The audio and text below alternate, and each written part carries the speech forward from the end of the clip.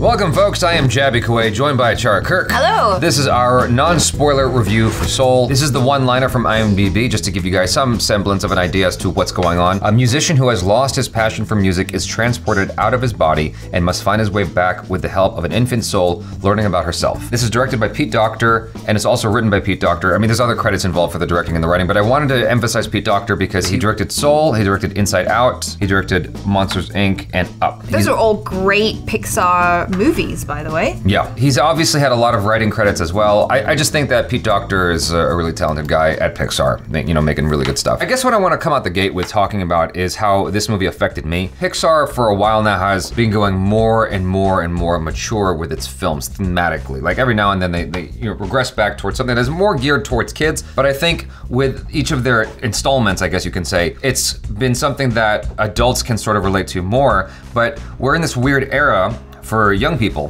who have had to deal with like school shootings and stuff like that. Right. And now COVID and whatnot. Kids are being thrust into these mature adult-like circumstances that like I didn't have to deal with as a kid. I didn't have to deal with school shootings or pandemic. Films like this, films like, what was the one with Mexican kid and the guitar? Oh, Coco. Coco, right? Films like that, they help you to sort of deal with these big concepts that kids nowadays have to really take into consideration. Like we're in a fast-moving world with the internet where it's hard to hide stuff from kids. It's like much harder to hide it from kids than it was when I was a kid. Like I didn't even know about like the Rodney King beatings when I was a kid. I found out about that later on. This is the kind of thing you can't really ignore, and so having films like this for kids and adults is great because it helps us to sort of cope with those difficult concepts like the afterlife and dying and stuff like that. It's a big question. It's like, where are we before we're born? Yeah. And where do we go after we die? And what makes us us? Yeah. They've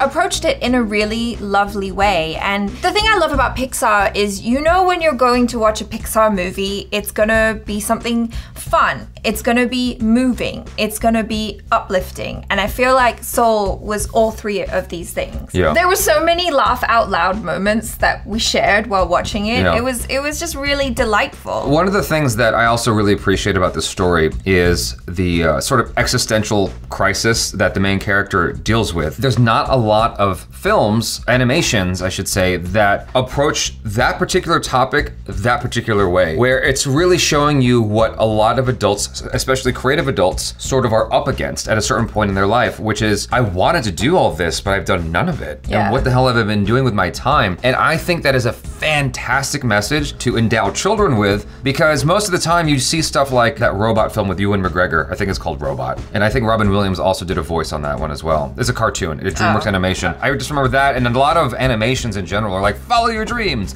And a lot of movies are about follow your dreams, kids. And so, but it doesn't really talk about if you have dreams and you fail at them, what next? I don't think it's even talking about that. It's kind of like, maybe the thing that you have a passion for, in the movie they talk about finding your spark, right? Right. Ultimately, whatever your spark is, maybe that's not your life mission. Maybe you might be surprised by what your life mission is, which I think is actually a really lovely thing, because it's kind of saying you're not a failure. Yeah, you just didn't realize. Well, I mean, your course is malleable. Yeah. You can adjust along the way, and that's okay too. I mean, I got that as well. I just failed to mention that aspect to it. I liked all of that. I think that there's a lot there for parents and their children to discuss after they come out of this movie, and that's fantastic, as opposed to, I mean, I enjoy the shit out of Madagascar and films like that, but it's like, you're not really going out of that film at the theater or off of the streaming, with your kids, and really, talking about these concepts that are complicated, but boiled down into a very simplified way, as the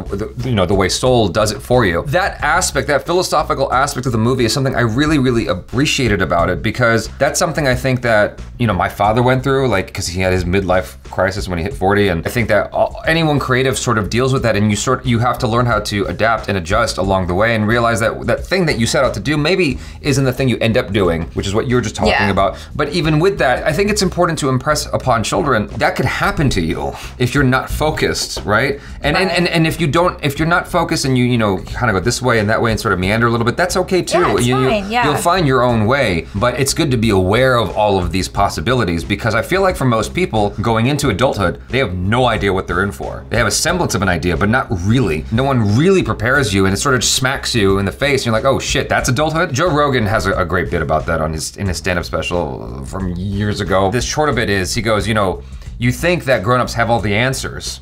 Then you get to 25 and someone's calling you sir at the checkout. You're like, what the hell?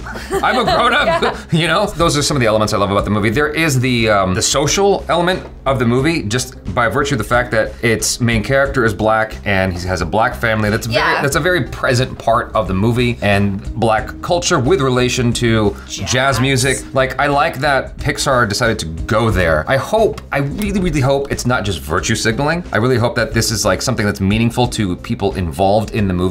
I mean, the main voice is Jamie Foxx, and so, just a quick shout out, Graham Norton was great in this movie.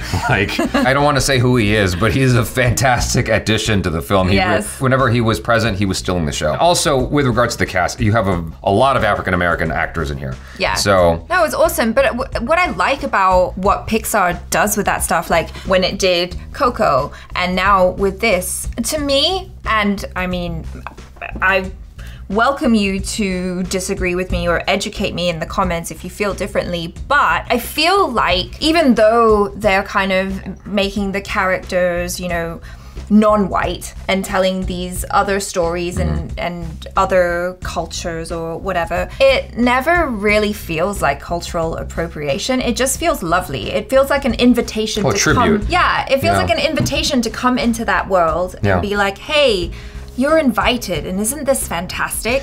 Right, it never makes it feel like you're excluded from this. Yeah. It does make you feel like, you know, you're like, just part of it. It's just like, oh, these are people, and this is an interesting story, and they just happen to be African-American, and most of the characters in the movie happen to be African-American, and that's super cool, but it's not something that's kind of like pushed down your throat like an agenda. A friend of mine, old friend of mine, used to complain how Pixar advertisements, like their commercials, would never really tell you what's going on in the movie, and I thought that was interesting that Pixar would do that, where you have a semblance of an idea, but really what they were showing you was like the first act of the film. The commercials for Soul are like that as well, where it's like, it doesn't really show you how far the movie goes. It's really only showing you stuff from the first act of the movie. And even then, it's not showing you much of that first act. It's showing you bits of it. And so I think that the marketing department did a great job of not giving away too much. Yeah. I thought that was great, because there was a point in the movie that I reached where I was like, oh, I didn't know I was in for this movie. I literally said that out loud, and I loved where it went. I thought it was fantastic in the way that it tackled all these larger than life concepts, the way that it handled the characters. I thought the characters were really enjoyable. I wouldn't say that it was my favorite Pixar movie. There are other Pixar films I would probably go back to much sooner. Yeah. But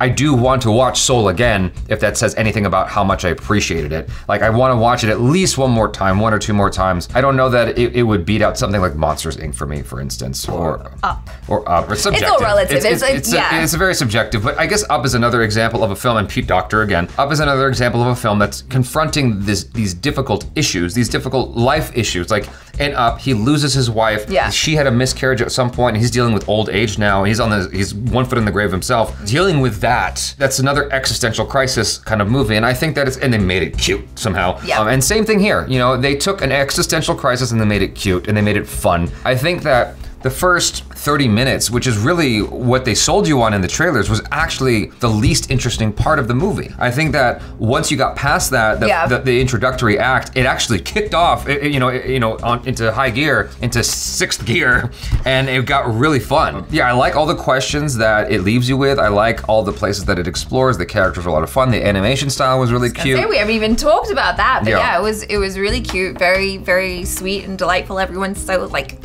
round and adorable. Yeah. And the music was great as well. The music was fun. Yeah. Overall, I really enjoyed it, and I look forward to revisiting it and going back to it again. I'd love to hear what you guys think in the comments below. Thanks so much for hanging out with us. I'm Jaby Koay. This is ACHARA KIRK. Peace out.